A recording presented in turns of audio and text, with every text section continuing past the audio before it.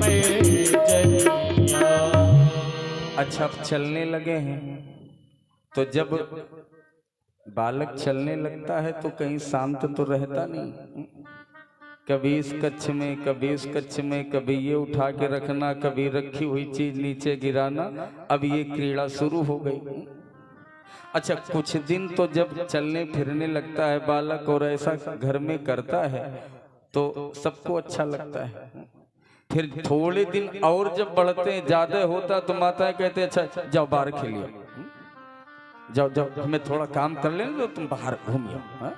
खुदे कहती कि जाओ थोड़ा बाहर घूमिए। तो अब दाऊ जी के साथ थोड़ा बहुत गलियों में घूमते हैं, और गलियों में घूमते हैं, जब गली में घूमेंगे तो सखा बनेंगे, मित्र बनेंगे। तो धीरे धीरे टोली भी बड़ी हो गई, सब बाल गोपाल साथ में खेलते हैं। अच्छा, एक दो खेल खेले गए, बोले कि ये तो ठीक है, हम लोग दौड़ भाग के खेलते हैं, लेकिन अब इसमें कुछ एक दो ऐसे अपने साथी हैं कि दौड़े नहीं पाते। घर में कुछ खाने को नहीं मिलता क्या? तो कुछ बेचारे सखा कह देते मिलता है। अरे मिलता क्या है, खूब दूध पिया करो, खूब माखन खाया करो, दौड़ नहीं पाते हो, दुबले पतले हो। तो दूसरा कहता खाएंगे कहाँ कि इनकी मैया जाके बेच आती बाजार में मथुरा। अच्छा, तो ये कारण है। ठीक है, तो आज से एक नई योजना लागू की जाती है। आज से सबसे पहली तैयारी तो ये है कि हमारा कोई साथी कमजोर नहीं रहना चाहिए।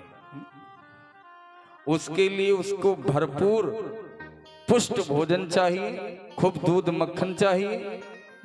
गैया हमारी चराने जाए, हम लोग घर के, हमारे घर के हैं और माखन खाएंगे ये मथुरा वाले। अरे बोले ऐसे थोड़े चलेगा, तुम्हारे कहने से कोई दे देगा क्या? बोले नहीं, अब तैयारी करते हैं, अब अगर ऐसे कोई देगा नहीं तो हम छीन के लेंगे। अब सब देख रहे हैं, बोले देखो अगर सबको चाहिए, क्योंकि तुम लोग देख रहे हो धीरे धीरे कितने दिन से अपने यहाँ क्या क्या हो रहा है, कैसे कैसे लोग आ रहे हैं, और हम लोग कमजोर रहेंगे तो लड़ कैसे पाएंगे? एक न एक आ जाता है, हम लोग डर के मारे घूमा करते हैं। सब कमजोर हो तो लड़ने के लिए ताकत चाहिए, ताकत के लिए अच्छा खाना पीना चाहिए।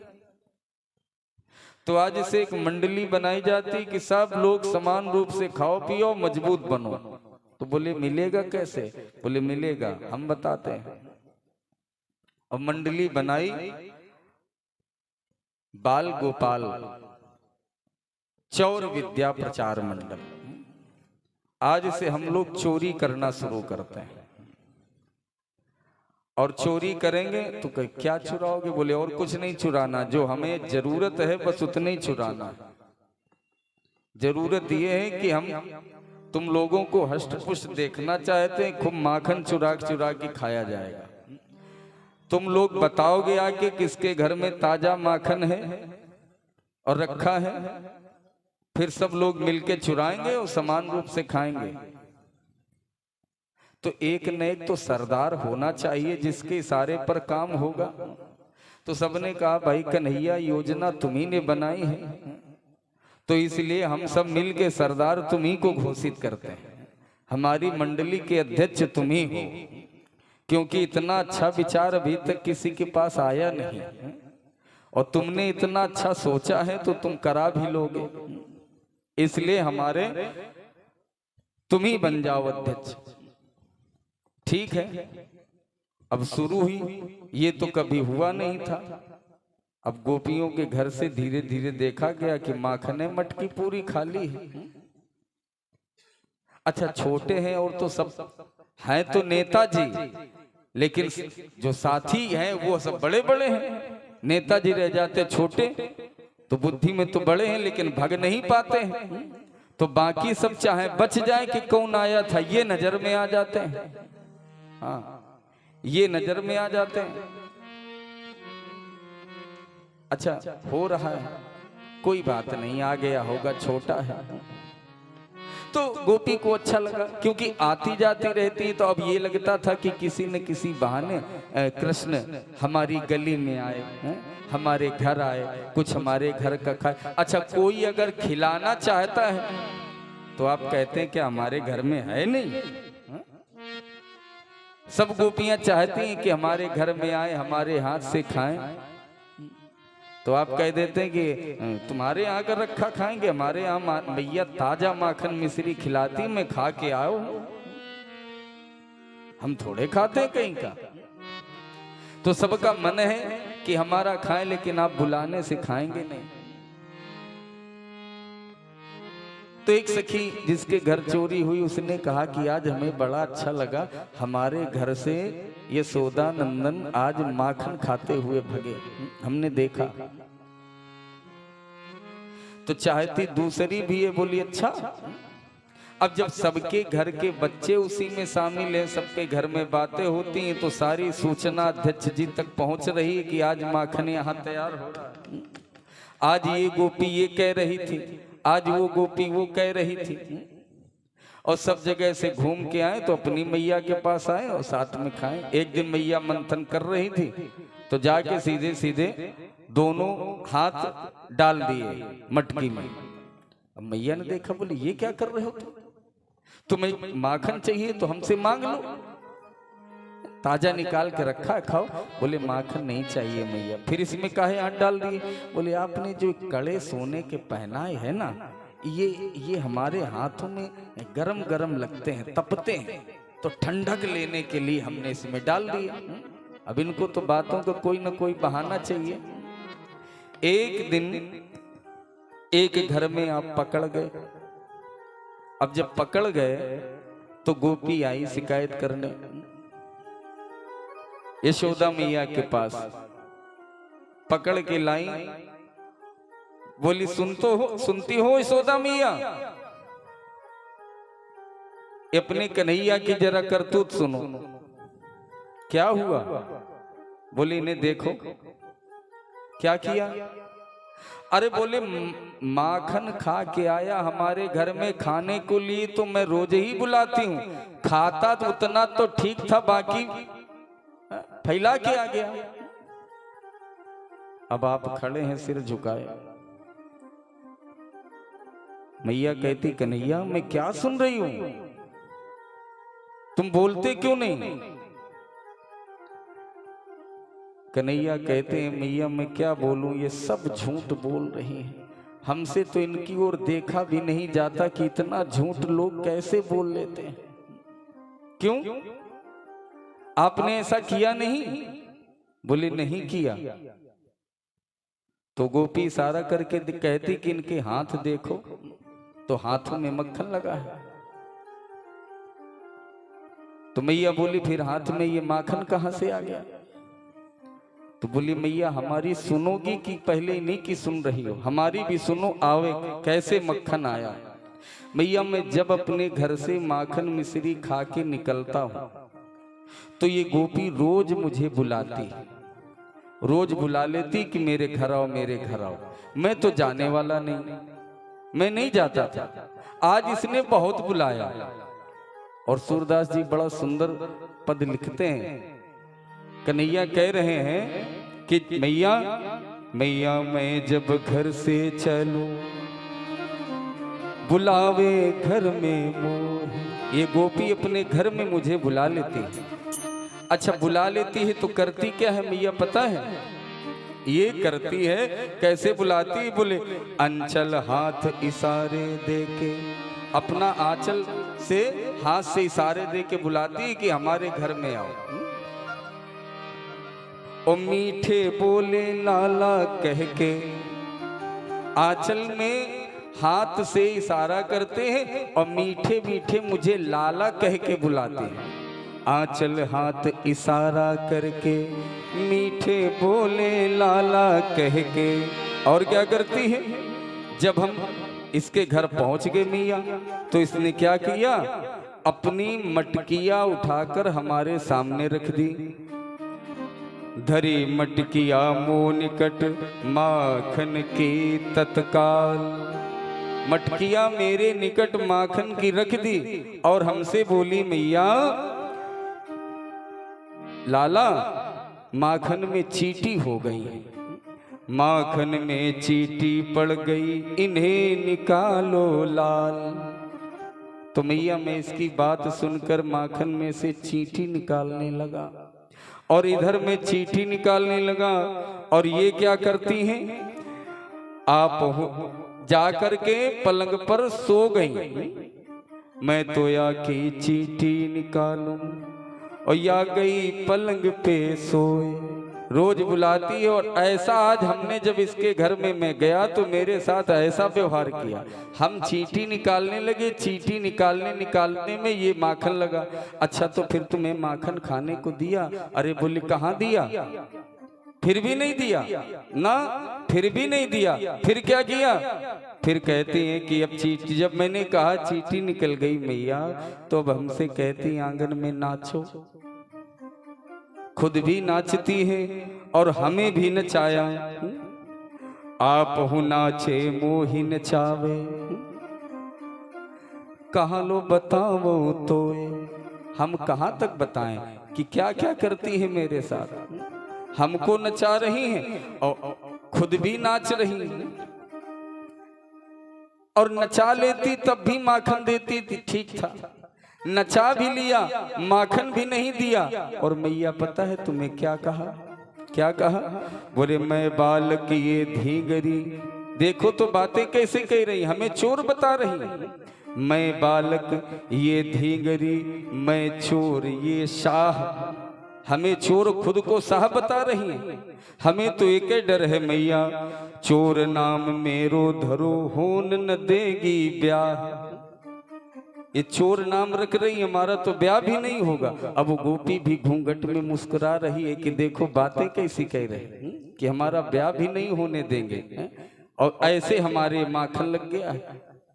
अब यशोदा ने सुना, बोली गोपी एक बात सुनो, हमारा बेटा कितना भी तुम्हारे घर के माखन का नुकसान करे, दूध का नुकसान करे, तुम आके हमारे पास चली आना और तौल के दूना ले जाना।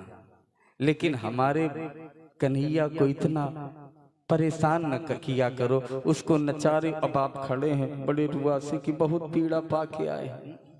और कन्हैया और मैया की, कन्हैया की सूरत देखकर मैया की आंखें गीली हो गई कि हमारे बच्चे को इतना परेशान किया गया। अब तो गोपी भी नेत्रों से सजल हो गई। बोली मैया मैं शिकायत लेके नहीं आई हूं, हम तो सब ये चाहते हैं कि रोज हमारे घर आए, और इसी बहाने हम शिकायत करने के बहाने इसके साथ तुम्हारे घर तक आ जाते हैं। सबको इच्छा। अच्छा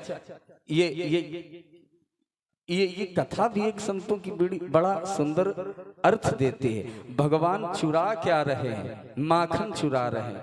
माखन है क्या? बोले संत हृदय नवनीत समाना। भगवान अगर चुराते हैं तो संत का हृदय चुराते हैं।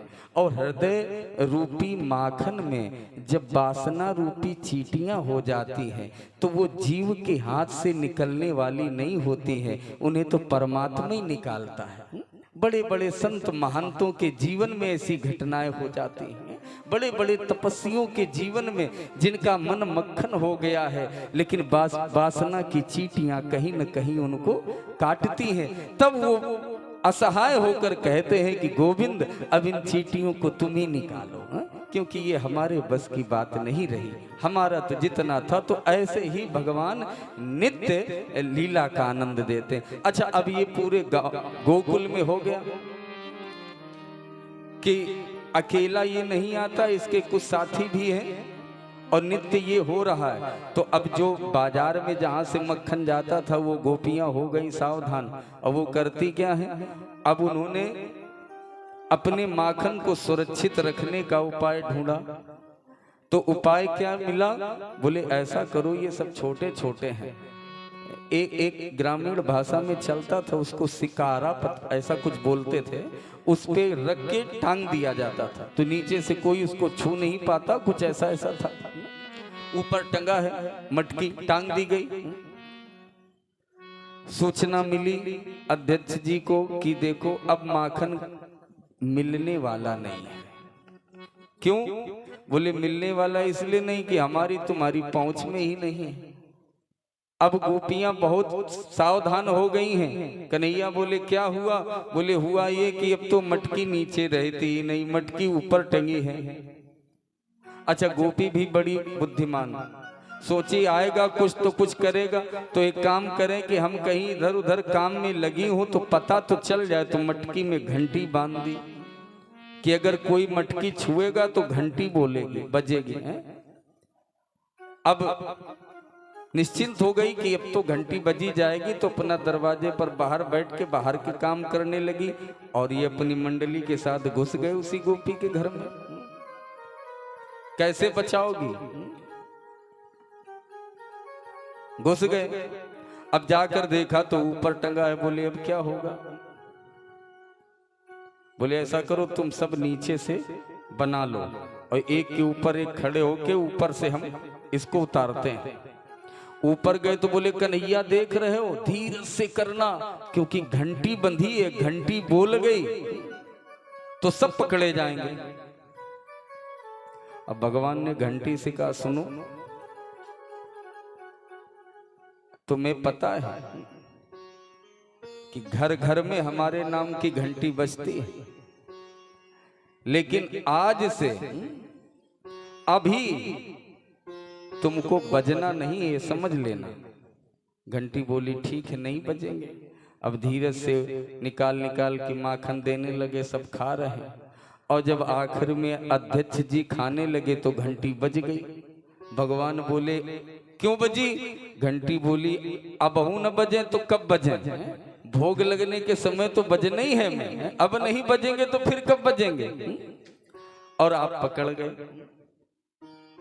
अच्छा, कोई चोरी की ऐसी नहीं है जहां पकड़े न जाए, क्योंकि चोरी करने का अभ्यास नहीं है कोई वैसे। अच्छा, चोरी करते भी इसीलिए हैं कि या तो ये पकड़ जाए या तो ये पकड़ ले, क्योंकि माखन की चोरी है, मन की चोरी है। तो या तो साधक मन से परमात्मा को पकड़ ले या साधक के मन रूपी मक्खन को देखकर परमात्मा उसे पकड़ ले। अब की बार चले। अब चूंकि मैया यशोदा भी खूब कहने लगी कि रोज रोज उलाहना लेके चली आती हो तुम लोग, हमारे कन्हैया को खुद बुलाओगे और खुद परेशान करती हो उसको, हैं? फिर उलाहना लेके आती हो। और वो ऐसा है थोड़े, उसके घर में क्या कमी है? किस चीज की कमी है? कितना माखन हमारे यहाँ रखा है। कन्हैया कहते वही मैं मैया रोज कहता हूं कि तुम हमारे यहाँ से ले लो, लेकिन हमको तो चोर चोर कहा करते। आज बेचारे पकड़ गए। अब ये उल्हना एक दो बार दे के यशोदा मैया से गोपी डांट खा चुकी थी। बोले आज हम इसको पकड़े के दिखाएंगे, साथ में ले जाएंगे पूरे प्रमाण सहित।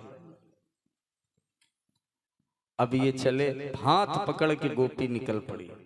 लेकिन अभी ब्रज में है ऐसी सभ्यता। हम कथा करने गए थे एक बार दाऊजी में, तो मैंने देखा माताएं यहाँ तक का घूंघट डाल के, घूंघट बड़ा चलता ही था डाले और पकड़े आगे आगे जा रही। भगवान बोले हम आगे आगे होते तब तो तुम पहुंच जाती, तुम हमें पीछे करके आगे चल रही हो। तो भगवान ने उसके पति को इशारे से बुलाया। बोले ये बताओ, ये शोभा देता है तुम्हारी पत्नी किसी और का हाथ पकड़े? लोग तुम्हें क्या कहेंगे? हैं? और गोपी से बोले रुको, तुम हाथ तो बदल लो, कब से हमारा पकड़े हो, परेशान, हमारा हाथ दर्द करने लगा है। और गोपी ने हाथ छोड़ा, दूसरा हाथ उसी का पकड़ा कि आप 9 2 11 हो गए और भवन में जाके भीतर बैठ गए।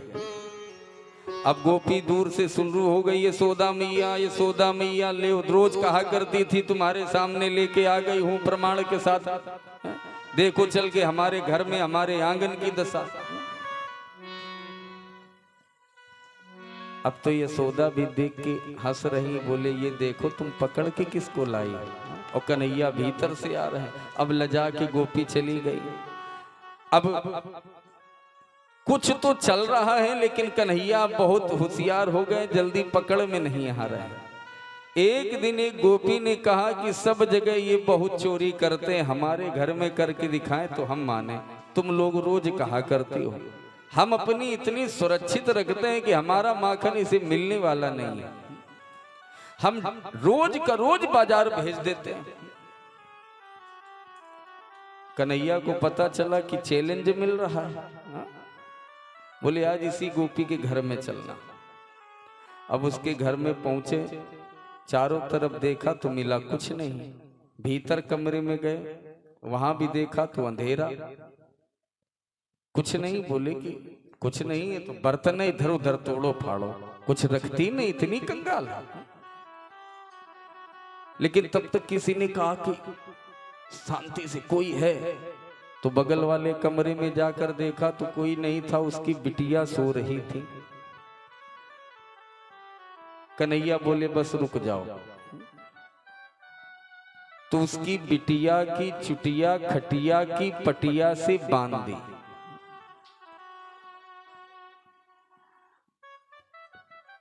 चुटिया खटिया की पटिया में बंध गई और सबको निकाल के और कान में बड़ी जोर से बोले। अब एकदम से वो की के भगी गोपी आई तो देख तब तक ये निकल गए। अब ये भी शिकायत आने लगी, अब ऐसा ऐसा भी होने लगा। ऐसे भगवान नाना प्रकार के लीला करते हैं। एक दिन तो बाल सखाओं के मध्य में भगवान ने बड़ा अद्भुत दर्शन भी दिखाया है। भगवती यशोदा को किसी ने शिकायत कर दी, माखन खाते थे तो ठीक है, तो मिट्टी भी खाई है। तो भगवान ने मुंह खोला तो पूरे विश्व को मुख में मां को दर्शन करा दिए। ऐसी सुंदर सुंदर लीलाओं का, बाल लीलाओं का आनंद दे रहे हैं। अब धीरे धीरे बड़े हो रहे हैं। अब इतने बड़े हो गए हैं कि अब माखन रोटी खा के अब सोचते हैं कि अकेले हम भी सबके साथ जाएंगे गाय चराने। अब हम भी बाहर निकल के देखें कुछ। भगवान खूब आनंद बरसाते हुए नंद बाबा को और मैया यशोदा ब्रजंगनाओं को खूब आनंद लुटा रहे हैं। मैया एक दिन इन्हीं लीलाओं की याद कर रही है, क्योंकि कन्हैया बड़े हो गए हैं और अपने घर के आंगन में दधि मंथन कर रही है। महाराज सुखदेव भगवान राजा परीक्षित को सुना रहे हैं कि एकदा गृहदाशीषु यशोदानंद गेहिनी कर्मांतर नियोक्ताशु निर्भवन्य स्वयं दधि। स्वयं अपने घर के जो सेवक सेविकाएं हैं उनको लगा के और स्वयं दधि मंथन कर रहे हैं। दधि मंथन कर रही हैं और दधि मंथन करते करते भगवान कृष्ण की बाल लीलाओं का चिंतन कर रही हैं कि कैसे क्या करता था, कैसे क्या करता था, कहाँ कहाँ माखन चुराया, कहाँ क्या किया, कहाँ मिट्टी खाई, कहाँ क्या। इन बाल लीलाओं का चिंतन कर रही थी कि तब तक साहब आ गए बाहर से। अब बाहर से आके मैया की साड़ी पकड़ ली। मैया ने देखा, अपनी भाव भंगिमा से बाहर आई और साड़ी लेके बोले, मैया आज हमें कुछ चाहिए। क्या? बोले आज हमें बड़ा खिलौना चाहिए। क्या चाहिए? बोले मैया मैं आज चंद्रमा लूंगा। अब मैया सोच रही ये कहां सुन के आ गया, चंद्रमा कोई खेलने वाली चीज है। सूरदास जी अपने पद में बड़ा सुंदर भाव देते हैं। कन्हैया कह रहे मैया मैं तो चंद्र खिलौना ले हो, जननी को आंचल गही रूठे श्याम। मैया मोहि चंद्रदेव बचन उचारे हैं। आंचल पकड़ लिया और उठ गए कि हमें चंद्रमा चाहिए। जननी को आंचल गही रूठे श्याम, मैया मोहि चंद्रदेव बचन उचारे हैं। माता बोली भूतल पर चांद को उतारिबो का खेल लाल। तुम चंद्रमा मांग रहे हो, चंद्रमा को धरती पे लाना क्या खेल है? भूतल पर चांद को उतारिबो का खेल लाल, अनहोनी बात नहीं बस के हमारे हैं। भगवान के मन में नारद जी प्रेरणा दे रहे हैं कि हद कर रहे हो प्रभु, ऐसे कोई मैया को परेशान करता है? ऐसी चीज मांगी जाती जो उनकी पकड़ में ही नहीं है। भगवान कृष्ण कहते हैं देवर्षि नारद तुम नहीं जानते हो, तुम नहीं जानते हो कि मेरी मैया की पहुंच कहां तक है। तो भगवान कह रहे हैं, मैया बोली भूतल पर चांद को उतारिबो का खेल लाल, अनहोनी बात नहीं बस में हमारे है। सोचत राजेश जनु रंक श्याम, सर्व शक्तिमान हुई गेह में पधारे हैं। जो सर्व शक्ति परमात्मा है, सर्व शक्तिमान है, वो तुम्हारे घर में आया है। और भूतल पर चांद को उतारिबो का मैया तुमने कृष्ण चंद्र भूमि पर उतारे हैं। तुमने तो उस परमात्मा को भूमि पर उतार लिया है। मैया मैं तो चंद्र खिलौना ले। अब मैया बोली अच्छा ठीक है, तू चंद्रमा अभी थोड़े है, फिर कब? बोले रात में चंद्रमा निकलता है, रात में निकलता है। तो मैया ये रात कब होती है? तो मैया बोली रात होती है जब एक गोपी खड़ी थी बगल में, उसने कहा कि रात तुम्हारे जैसी होती है। हाँ काली कलूटी। अब तो क्रोध आ गया, चुप रहो, हम अपनी मैया से बात कर रहे हैं। मैया बताओ रात कब होती है, कैसी होती? मैया बोली लाला रात तब होती है जब कुछ दिखाई न पड़े, खूब अंधेरा घना हो और कुछ दिखाई न पड़े तब रात होती है। अब तो आपने क्या किया, दोनों हाथ लगा के आंखें बंद कर दी। बोले मैया बिल्कुल अंधेरा है, कुछ नहीं दिखाई पड़ रहा है। मैया भी हंस रही, बोले रुको अभी आने वाला है चांद, तुम आंखें खोल लो, समय हो रहा है, अभी चांद आ जाएगा। मैया सोची अभी भूल जाएंगे थोड़ी देर में। लेकिन जब चंद्रमा निकल आया तो फिर बोले मैया ये क्या है? बोले लाला है तो चांद है, तो लाओ। मैया बोली कैसे लाए लाला, तुम तो हठ पकड़े हो। तो अब रूठ के बैठ गए। ध्यान रखना मैया, अगर आपने मुझे चंदा नहीं दिया तो मैं क्या करूंगा? क्या करोगे? बोले जई हो लौट धरन पर अब ही, मैं धरती में लौट जाऊंगा, तुम्हारी गोद नहीं आऊंगा।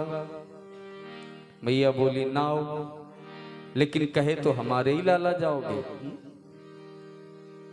कन्हैया बोले ये भी नहीं होगा। होई हो पूत नंद बाबा को तुम्हारो सुत न कहीं हो।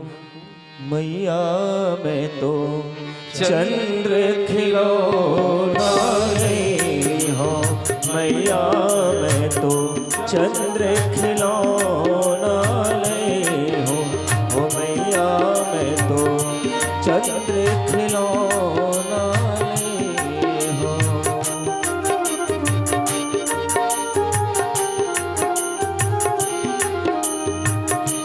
जय हो लोटी धरनी पर अब ही, जय हो लोटी धरनी पर अब ही, तेरी गोद नहीं हो।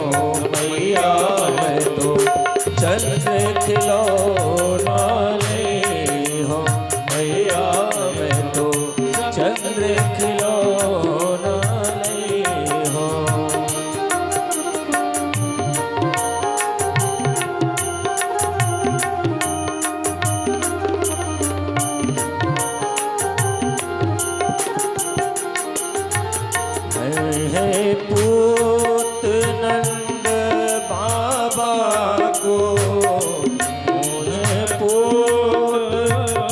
नंद बाबा को तेरो सुत ना कहे हो मैया, मैं तो चंद्र खिलौना ले हो मैया, मैं तो चंद्र खिलौना ले। अब जब ऐसी जिद करते हैं कि हम तुम्हारे पुत्र भी नहीं कहलाएंगे, मैया ने कहा कन्हैया अच्छा एक बात बताओ, अगर तुम चंद्रमा क्यों मांग रहे हो? बोले चंद्रमा इसलिए मांग रहा हूँ क्योंकि हमारे पास जितने खिलौने हैं उनमें सबसे अच्छा ये है। तो मैया बोली अच्छा हम अगर चंद्रमा से अच्छा तुम्हें कोई खिलौना ले आए तब क्या करोगे? तब बोली मैं हसी समुझावते कहती यशोमती, हसी समुझावते कहत यशोदा, नई दुल्हनिया दे हो मैया, मैं तो चंद्र खिलौना ले हो मैया, मैं तो चंद्र खिलौना ले हो मैया, मैं तो चंद्र खिलौना ले, चंद्र खिलौना ले। जैसे ही मैया ने कहा कि हम तुम्हें दुल्हनियां ले आएंगे जो इससे भी सुंदर हो, अब तो चंद्रमा को छोड़ दिया।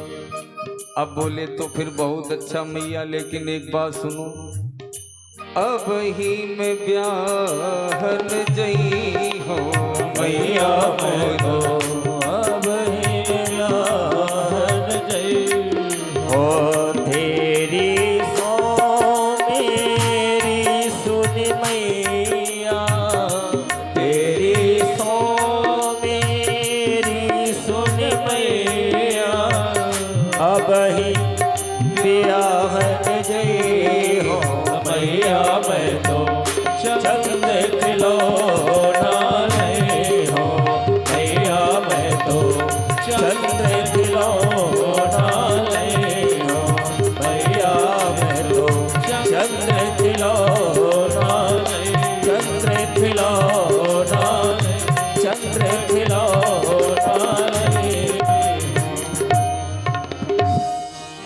अब आप जिद करने लगे कि हम अभी जाएंगे, हमारा अभी विवाह करो, हम दुल्हनियां लेके आएंगे।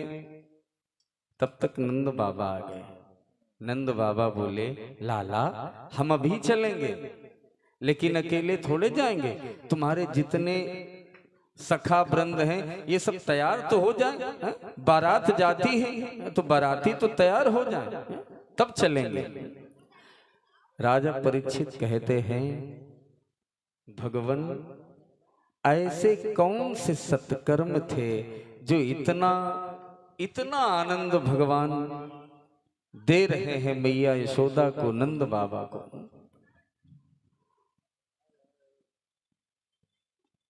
सुखदेव भगवान कहते हैं राजन द्रोणो वशूनाम प्रवरो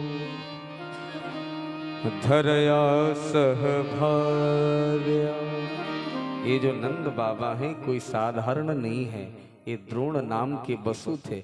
बड़ी सुंदर कथा है, लेकिन अभी हमें आगे गोवर्धन पूजा तक चलना है, इसलिए थोड़ा सा समय है, हम आगे बढ़ते हैं। भी भगवान की बहुत सी लीलाएं हैं। अब एक आध लीला का और आनंद लें, चिंतन करें, इसके बाद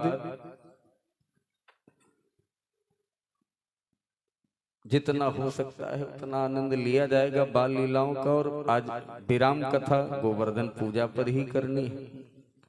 एक एक लीला बड़ा चिंतनीय है, बड़ा आनंदमयी है और कोई न कोई बहुत अच्छा संदेश देती है।